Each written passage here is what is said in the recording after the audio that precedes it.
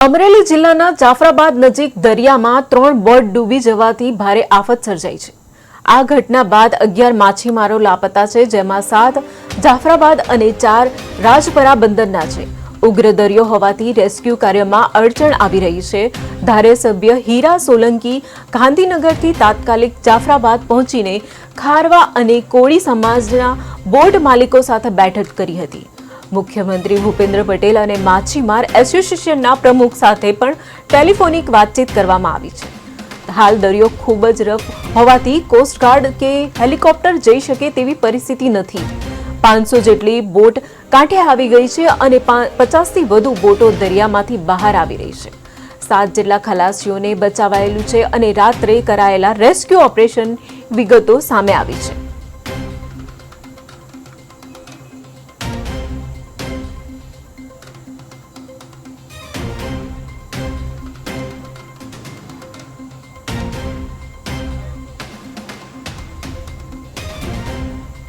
મને 3 જણા પેલા દેખાણા, પછી 3 ને મેં લીધા। પછી જોયું તો એ લોકોએ પૂછ્યું કે હજી અમારા 4 જણા ઘટે છે।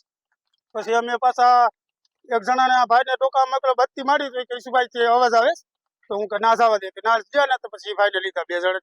એ કે હજી અમારા 2 જણા ઘટે છે, કે અમે 7 જણા હતા કુલ। આવી હાલત ગંભીર જોઈ અને રાતના 2 વાગે ઘરે પણ નહીં ગયા, સીધા રાતના બધા ટીમ સાથે આવ્યા। અમે લોકો બધા રાતના સાથે જ હતા અને ખારવા સમાજનો બહુ પણ સારો સપોર્ટ છે, કોળી સમાજનો, અન્ય બધા સમાજનો સપોર્ટ છે। સવારે કલેક્ટર સાહેબ બી સવારે 7 વાગે આવ્યા, અમે લોકો બધા સાથે હતા અને સીએમ સાહેબનો પણ હાલ ધારાસભ્ય શ્રી હીરાભાઈ સોલંકી ને ફોન આવેલો। જાફરાબાદની પોઝિશન અત્યારે દરિયામાં એટલી ખરાબ છે કે દરિયામાં કરંટ, મોજા, વરસાદ, પવન ખૂબ જ છે અને બોટો રાતના લગભગ 600-650 બોટો પહોંચી ગઈ છે કિનારા ઉપર અને બાકીની હજી 60 થી 70 બોટો દરિયામાં આવવાના બાકી છે। જાફરાબાદ શહેરની 2 બોટ, પછી 1 બોટ રાજપરા, પણ એ પણ બોટ અમારા ધારાબંદરની હતી।